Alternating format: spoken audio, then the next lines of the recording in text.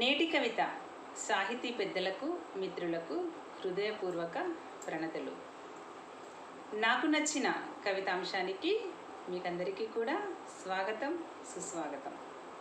ఆచార్యులు, ఆత్మీయులు, గౌరవ సలహాదారులు శ్రీ సేనాధిపతి గారికి, నేటి కవిత వ్యవస్థాపకులు మాననీయులు శ్రీ లక్ష్మయ్య గారికి నమస్సుమాంజలి తెలియజేస్తూ నేను అనురాధ మెరుగు హనుమకొండ నుండి. విభిన్నమైన వైవిధ్యభరిత సమకాలీన అంశాలు ప్రాతః సమయాన్నే చల్లగా పలకరిస్తూ కవితలు వ్రాసేలా కవిగణానికి ప్రేరణను అందిస్తాయి. అంశం అందినదే ఆలస్యం, ఉరికే ఉత్సాహంతో కార్యకుశలురై కవితలు వ్రాయడంలో ఉద్యుక్తులవుతారు కవి బృందం. ఉన్నతమైన భాషలో, నిర్దిష్ట శైలిలో కవిత యొక్క అందం మరియు అనుభూతిని ప్రేరేపిస్తూ చక్కని అలంకార భూషణాలతో, శాబ్దిక సొగసునందించే పదాలతో శ్రవణానంద కవితలను అల్లేస్తారు కవిగణం. ఆ విధంగా అల్లిన కవితలలో తమకు నచ్చిన కవితలను ఎంచుకొని వాక్య నిర్మాణము, లయ, గతి, పంక్తులు తమకెందుకు నచ్చాయో వివరిస్తూ సమీక్షాభినందన చేస్తారు కవిగణం. మరి ఆ విధంగా వచ్చిన సమీక్షాభినందనలు ఈ వారం నాకు నచ్చిన కవిత అంశానికి ఏమి వచ్చాయో ఆ కవితల సమీక్షాభినందన సమాహారం చూసినట్లయితే, శ్రీ కందుకూరి మనోహర్ గారు హైదరాబాద్ వాస్తవ్యులు, వారికి సత్యసుధ కట్టమంచి గారి ఒక తీయని ప్రణయ ప్రయాణం అనే అంశానికి గాను ఇంకా కొత్తగానే ఉంది అనే శీర్షికతో వ్రాసిన కవిత. అలాగే హైదరాబాద్ నుండి దాస్యం సేనాధిపతి గారికి తుంబూరు జగన్మోహన్ గారి ఒక తీయని ప్రణయ ప్రయాణం అనే అంశానికి తీయని వరం నువ్వు అనే శీర్షికతో వ్రాసిన కవిత. కరీంనగర్ నుండి డాక్టర్ ఎడవల్లి తిరుమల రెడ్డి గారికి గుడ్లదున సాయి చంద్రశేఖర్ గారి ఈర్ష్య ద్వేషాల కుంపట్లు అనే అంశానికి గాను రావణ కాష్టమే అనే శీర్షికతో వ్రాసిన కవిత. కరీంనగర్ నుండి కె మంజుల గారు, వారికి నచ్చిన కవిత డాక్టర్ ఎడవల్లి తిరుమల రెడ్డి గారి ఒక తీయని ప్రణయ ప్రయాణం అనే అంశానికి గాను ప్రణయ ప్రయాణం తీయని అనే శీర్షికతో వ్రాసిన కవిత. అలాగే హైదరాబాద్ వాస్తవ్యులు శ్రీ గుడ్లదొన సాయి చంద్రశేఖర్ గారికి సయ్యద్ జహీర్ అహ్మద్ గారి ఈర్ష్య ద్వేషాల కుంపట్లు అనే అంశానికి గాను దుర్లక్షణాలు అనే శీర్షికతో వ్రాసిన కవిత. ఆస్టిన్ అమెరికా నుండి డాక్టర్ చీదెల్ల సీతాలక్ష్మి గారికి నచ్చిన కవిత విఠాల శ్రీకాంత శర్మ గారి నిత్య వసంతం అనే శీర్షికగాను నిత్య వసంతం అనే అంశానికి గాను నిత్య వసంతమే అనే శీర్షికతో వ్రాసిన కవిత తమకు నచ్చిన కవితలు. మరి ఇక ఆ సమీక్షాభినందనలను మనం వెంటనే చూసేద్దాం. ఈ వారం నాకు నచ్చిన కవితలలో మొట్టమొదటిది హైదరాబాద్ వాస్తవ్యులు కందుకూరి మనోహర్ గారికి నచ్చిన కవిత సత్యసుధ కట్టమంచి గారి ఒక తీయని ప్రణయ ప్రయాణం అనే అంశానికి ఇంకా కొత్తగానే ఉంది అనే శీర్షికతో వ్రాసిన కవిత. సత్యసుధ కట్టమంచి గారి కవితాంశం ఒక తీయని ప్రణయ ప్రయాణంగాను, ఆమె కవిత ఇంకా కొత్తగానే ఉంది, నాకు చాలా బాగా నచ్చిన కవిత. కవయిత్రి గారు సంద్రమంత ప్రేమనేది నీ చూపుల తడి అని ఎత్తుకొని నీ పాదాలనే తాకుతుంది అంటారు. మనసు గాయాన్ని కోత పడిన తీరం అని అంటారు. అంటే మనసుకు తగిలిన గాయాన్ని కోత పడిన తీరంతో వారు పోల్చిన తీరు చాలా బాగా నచ్చింది. ఇంకో చోట ఇంకిపోతున్న గుండె తీరాన్ని తడుపుతుందని కవిత్వం ఒలకబోశారు. చివరన వెన్నెల తాగినట్టు నవ్వినప్పుడే తెలిసింది ఎంత చక్కటి ఊహ, ఎంత అద్భుతంగా వ్రాశారు మీరు అంటూ తమ యొక్క సమీక్షాభినందనను పంపారు కందుకూరి మనోహర్ గారు. కందుకూరి మనోహర్ గారు, మీకు ధన్యవాదాలు.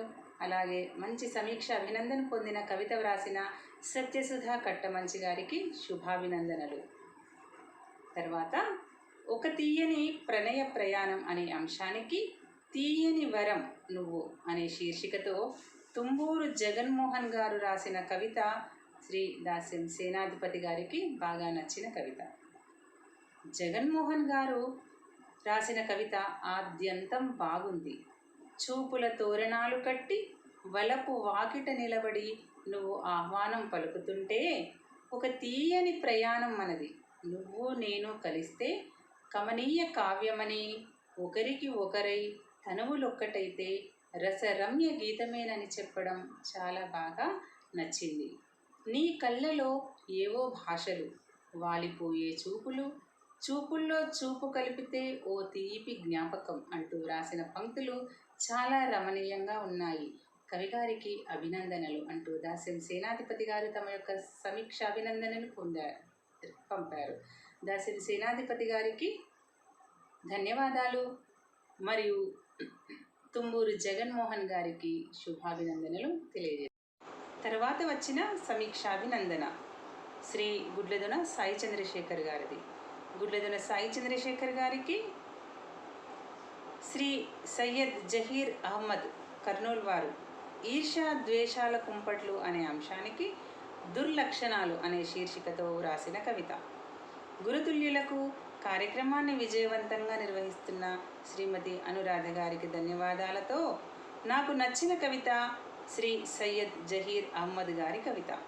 వారు ఈర్ష్యా ద్వేషాల కుంపట్లు అనే అంశానికి గాను దుర్లక్షణాలు అనే శీర్షికతో రాసిన కవిత నాకు బాగా నచ్చిన కవిత.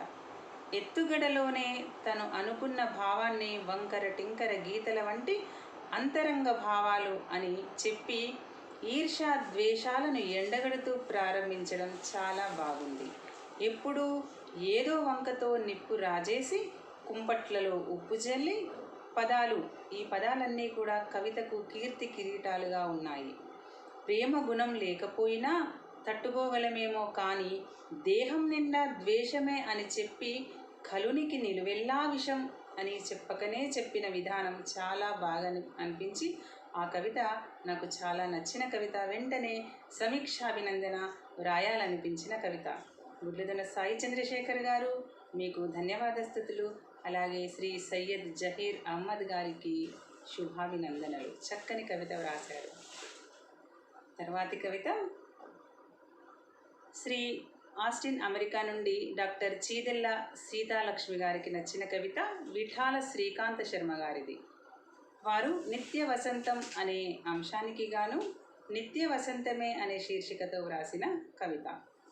ముందుగా ఇంత చక్కని కార్యక్రమ రూపకర్తలు, నేటి కవిత రథ సారథులు సోదరులు డాక్టర్ దాస్యం సేనాధిపతి గారికి, శ్రీ దాస్యం లక్ష్మయ్య గారికి నమస్కారాలు. కార్యక్రమాన్ని మెరుగ్గా నిర్వహిస్తున్న బిడ్డ మెరుగు అనురాధకు ధన్యవాదాలు.